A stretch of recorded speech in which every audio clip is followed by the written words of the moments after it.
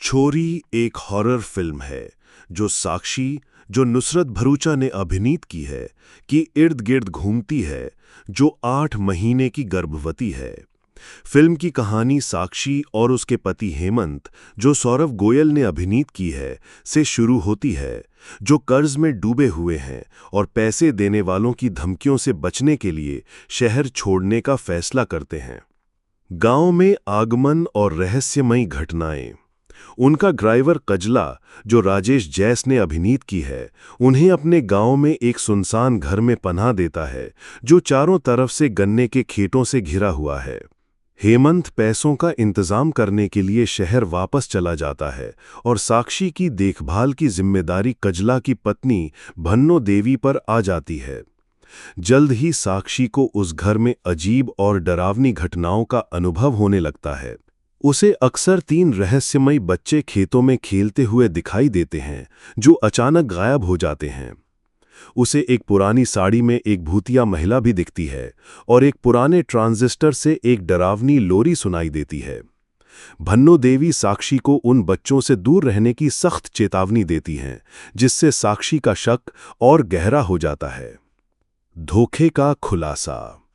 जब हेमंत वापस आता है तो साक्षी उसे तुरंत वहां से चलने के लिए कहती है, लेकिन उसी रात कजला और भन्नो देवी उन पर हमला कर देते हैं।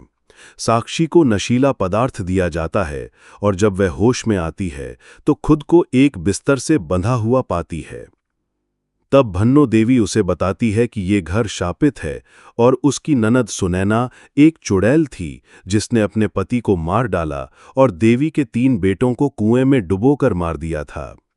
देवी का कहना है कि इस शाप को तोड़ने के लिए साक्षी को 3 दिन तक इस घर में जिंदा रहना होगा। असली और भयानक सच। हालांकि डरावने सपनों और संकेतों के माध्यम से साक्षी को कहानी की असली सच्चाई का पता चलता है। कन्या भ्रूण हत्या। घर का असली रहस्य कोई भूत प्रेत नहीं, बल्कि कन्या भ्रूण हत्या की क्रूर प्रथा है। परिवार अपनी पेट्रियार्कल पितृसत्तात्मक वंश को बनाए रखने के लिए घर में पैदा होने वाली हर लड़की की बलि दे देता है। सुनैना का सच। सुनैना चुड़ैल नहीं थी, बल्कि वह खुद इस प्रथा का शिकार हुई थी।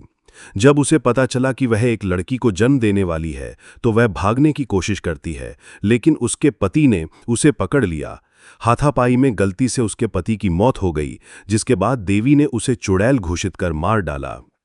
भूतों का मकसद।